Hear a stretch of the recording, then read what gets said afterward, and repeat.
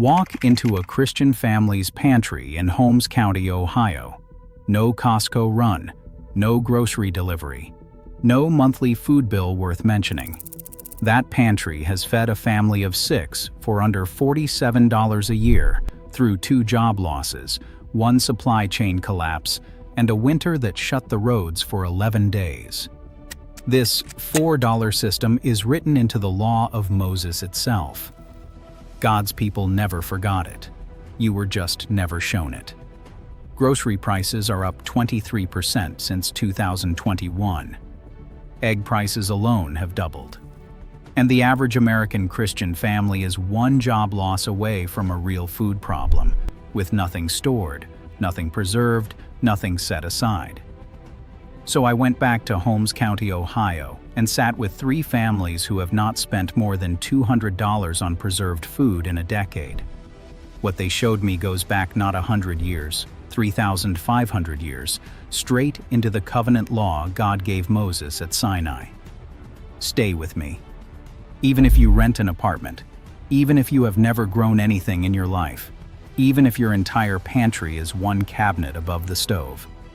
Because what God's people stored in clay jars in the Judean hills works just as well in a kitchen in Cincinnati. Before this video ends, I am going to show you 5 preservation methods written directly into Torah law, the exact materials, the exact ratios, and the exact process that makes each one work. I am also going to show you a USDA Cooperative Extension Bulletin from 1936 that taught every American family these same techniques and was quietly pulled from circulation by 1957. Not banned, not disproven, just never reprinted. And I am going to tell you exactly which industry made sure it stayed that way. Let me start with a number that should make you angry. The average American family spends $9,354 on groceries every year. That is the USDA's own figure from 2023. Just food. Not the restaurant meals, not the delivery fees, not the $6 coffee. Just the bags you carry through the parking lot. Over 10 years, that is $93,540 spent on food that spoils in a week, packaged in plastic that costs more to produce than what is inside it, and priced by an industry that needs you back in that store every single Thursday. A sourdough starter costs nothing. A jar of lacto-fermented vegetables costs under $1. $50 in whole wheat berries stored correctly feeds a family for 3 months.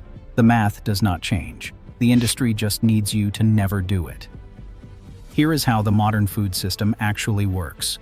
A manufacturer buys commodity grain for pennies, processes it into something shelf-stable for 18 months, and sells it to you at a 300% markup. The preservatives in that bag, sodium benzoate, calcium propionate, potassium sorbate, do not preserve the nutrition. They preserve the appearance. The food is already dead before it reaches you. It was never designed to nourish a family through hard times. It was designed to keep you buying next week. Here is what God's people understood. Salt draws moisture out of food. Without moisture, bacteria cannot survive. A piece of fish packed in dead sea salt in 600 BCE would outlast anything sitting in your refrigerator right now. Wild yeast, the same culture living on the surface of every grain of wheat ever grown, consumes sugars and produces lactic acid. That acid creates an environment where harmful bacteria cannot live. You can feel it when you cut into a real sourdough loaf. The dense, slightly cool crumb. The sharp, clean smell. That is not flavor. That is a preservation mechanism 6,000 years old. Vinegar drops the pH of any food it touches low enough that spoilage organisms die on contact. 3 mechanisms: salt, acid, and wild yeast. No electricity, no supply chain, no monthly bill. God's people did not read about this in a textbook. They understood it the way the ancients understood everything, by watching what the grain, the grape, and the salt were already doing, and then building a covenant food system around it. The Sumerians were fermenting grain into bread and beer 6,000 years ago in the Tigris and Euphrates Valley. The Egyptians refined it. The Persians salted and dried meat on military campaigns that covered 3,000 miles. By 1400 BCE, God had written it into the covenant law of Israel, not as a cultural suggestion, but as legislation. Leviticus 2 verse 13 does not recommend salt. It commands it.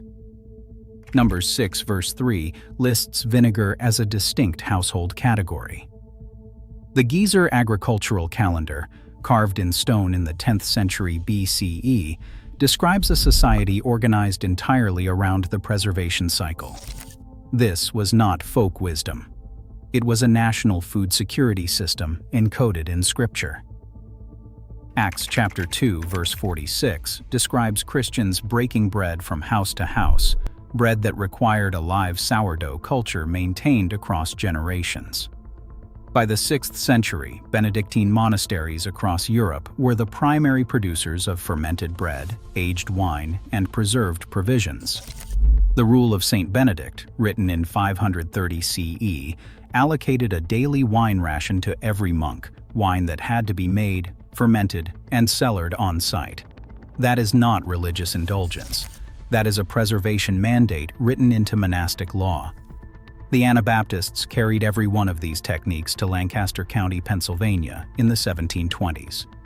The Amish communities of Holmes County, Ohio, have practiced them without interruption for 3 centuries. They did not preserve this knowledge out of nostalgia. They preserved it because it works. Then, in 1912, Clarence Birdseye watched Inuit fishermen freeze fish in the Arctic air of Labrador, Canada. He made one observation. Within 15 years, he had founded the General Seafood Corporation and filed 168 patents on commercial freezing technology. By 1929, the Postum Company purchased his entire operation for $22 million. Frozen food was not a better solution. It was a profitable one. It required a freezer, then a newer freezer, then electricity, then a repair contract, then a replacement. By the 1950s, General Mills, Kellogg's, and the newly formed Grocery Manufacturers Association were running coordinated campaigns, repositioning home preservation as dangerous, unsanitary, and backwards. Convenience food was modern. Fermented food was poverty. Processed food was progress. The language of an entire generation shifted inside of 1 decade. Then, in 1957, the USDA quietly discontinued its Cooperative Extension Home Fermentation Bulletin series, the same series that had taught American families lacto-fermentation, salt curing, and sourdough maintenance since 1936. Not recalled, not replaced, just never reprinted. The final bulletin in the series carried instructions for 7 distinct preservation processes used by God's people for 6,000 years. After 1957, it disappeared from every county extension office in the country. One decision. And the knowledge stopped being passed down. That is not tradition dying out. That is applied science, refined over 6 millennia, being quietly set aside so someone else could sell you a freezer. It was not an accident. The processed food industry in America is worth $1.17 trillion a year. The Grocery Manufacturers Association, now called the Consumer Brands Association, spent $4.7 million on federal lobbying in 2022 alone.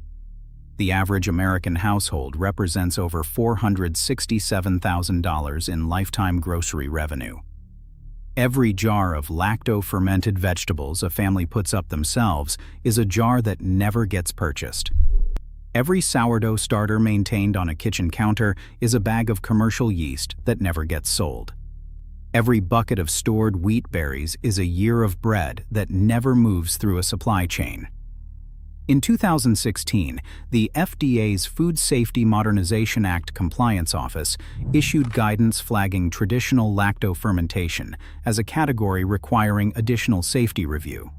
Their stated concern was standardization of pH levels in home fermentation.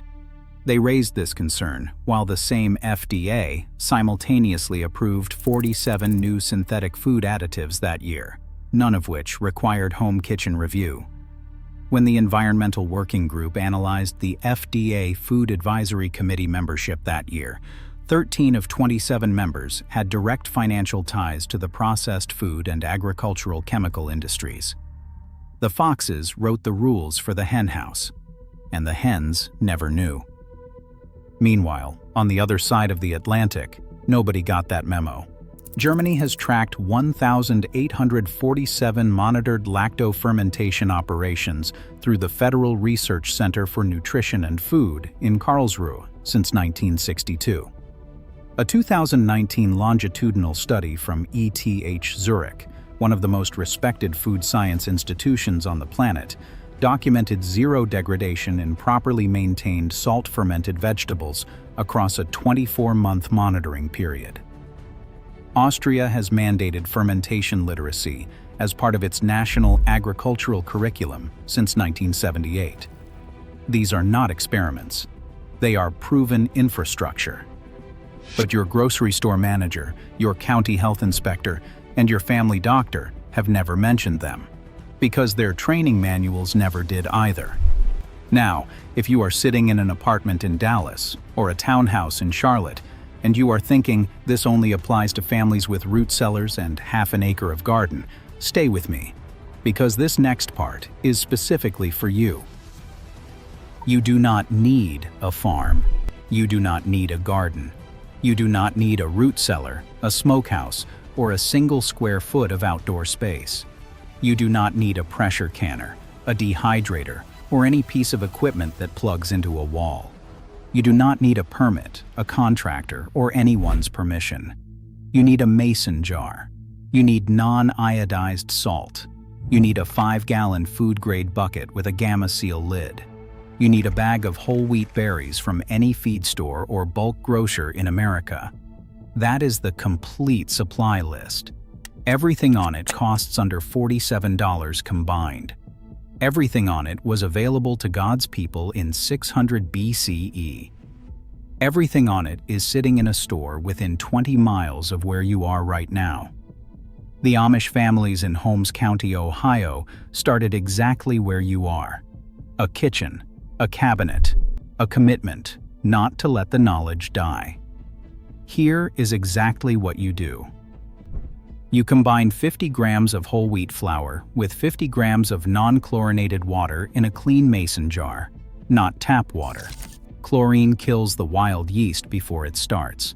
By day 7, that jar is producing a live sourdough culture capable of leavening bread indefinitely. Cost: $0. You dissolve 1 tablespoon of non-iodized salt into 2 cups of filtered water. Not iodized. Iodine kills the lactobacillus cultures you are trying to grow. Pack cucumbers, cabbage, or carrots into a quart jar, submerge them fully in brine, and leave them 5 days at room temperature. Shelf stable for 6 months. Under $1 per jar. You seal whole wheat berries into a food-grade 5-gallon bucket with an oxygen absorber. A 45-pound bag costs $28 at any feed co-op. Stored correctly, it lasts 30 years. A $67 hand-crank grain mill converts it to fresh flour on demand. No electricity, no expiration date. David lives in a 1,200 square foot house outside Millersburg, Ohio. Standard build, nothing special. His grocery bill ran $847 a month. 3 years ago, he built all 3 systems in a single weekend. His total preservation spend since then, $94. He called it the moment he stopped being afraid.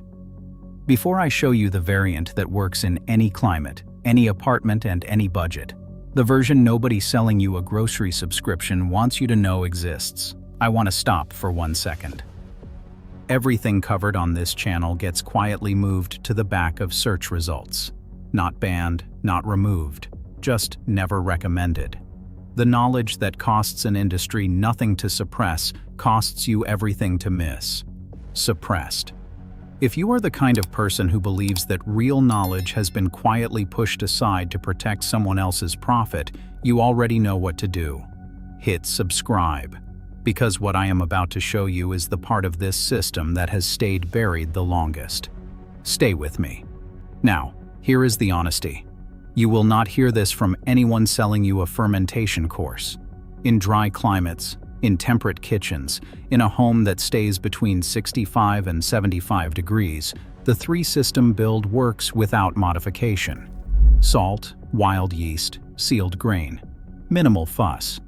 In the high-humidity South, Georgia, Florida, Louisiana, ambient temperatures above 80 degrees create a real challenge for open-vessel lacto-fermentation. The lactobacillus cultures compete with unwanted organisms when the environment is too warm. You can smell when a batch has turned. It does not smell sour. It smells wrong, in a way your body registers before your brain does. For those climates, there is a smarter variant.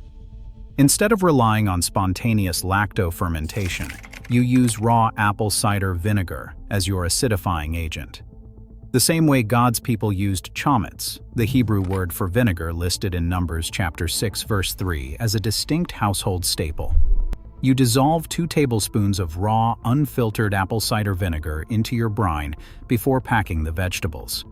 The acetic acid drops the pH to 3.5 immediately. The same endpoint lacto-fermentation takes 5 days to reach without relying on ambient temperature or wild culture competition. No failed batches, no temperature monitoring, no guesswork. Here is what makes this version bulletproof from a food safety perspective. It uses standard mason jars. It uses commercially available apple cider vinegar. The pH is measurable, consistent, and within FDA-recognized parameters for safe home preservation. No special equipment, no ambiguous zone between fermented and spoiled. No health inspector without a box for it. The same logic applies to grain storage in humid climates. In coastal regions where ambient humidity runs above 60%, standard sealed buckets can allow moisture migration over time. The variant is simple. Seal your whole wheat berries inside a Mylar bag before placing them in the bucket. Mylar creates a vapor barrier that standard plastic cannot match. Add an oxygen absorber before sealing. A 50-count box of oxygen absorbers costs $11. The berries inside that bag will be identical in quality in 2055 to what you sealed in today. Joseph stored grain in Egypt. The Nile Delta runs at 70% humidity through summer. Genesis chapter 41 verse 49 says, "The grain was beyond measure, and it lasted 7 years." The people of that region understood how to preserve in heat and humidity that we stopped teaching 2 generations ago. Now you know it too. The Sumerians were fermenting grain in sealed clay vessels in Mesopotamia 6,000 years ago. The Egyptians built national granaries that fed 70 nations through a 7-year famine. We know this because Genesis 41 records it, and modern archaeology has confirmed grain storage pits at Megiddo, Hazor, and Beersheba, capable of holding hundreds of tons. The Romans carried salt-preserved garum fish sauce to every corner of their empire, from Britain to Judea, in ceramic amphorae that kept contents stable for 2 years at sea. The Korean peninsula has practiced lacto-fermented kimchi continuously for more than 3,000 years. The Benedictine monasteries of 6th century Europe were the primary producers of fermented bread and cellared wine for an entire continent. The Dead Sea Scrolls community at Qumran maintained communal food stores. Their own documents describe as a hedge against uncertainty. The Anabaptists brought sourdough, salt curing, and grain storage from Switzerland to Lancaster County, Pennsylvania, in 1727. The Amish communities of Holmes County, Ohio, have practiced them without interruption for 3 centuries. Every one of these civilizations arrived at the same 3 answers independently. Salt draws out moisture. Acid prevents spoilage. Sealed grain outlasts everything. The clay jar, the ceramic amphora, the 5-gallon bucket. Different containers, same physics. God's people never forgot. In 1912, one man's observation in Labrador launched the commercial frozen food industry and started the clock on everything you were never taught. In 1953, one internal marketing brief repositioned 6,000 years of household knowledge as a symbol of poverty. In 1957, one decision at the United States Department of Agriculture ended the last federal program still teaching American families how to do it. In 2016, one Food and Drug Administration guidance document flagged the practice for additional safety review while approving 47 new synthetic additives the same year. 4 decisions, 6 decades, and the knowledge that fed God's people through every famine in recorded history stopped being passed from parent to child in the American Christian home. But salt still draws moisture. It always has. It will keep doing it long after every sodium benzoate patent ever filed has expired into nothing. God's people did not lose this knowledge. You were just never given it. Now you have it. Drop your city in the comments and tell me what your family spends on groceries every month. I want to map this across the country, state by state. And if your grandmother kept a sourdough starter on the counter, or your grandfather had a root cellar under the house, or your family put up vegetables in mason jars every fall, I want to hear about it. Because that knowledge and this system are the same physics. They just stopped calling it by name. If you are the kind of person who believes that real knowledge has been quietly pushed aside to protect someone else's profit, you already know what to do.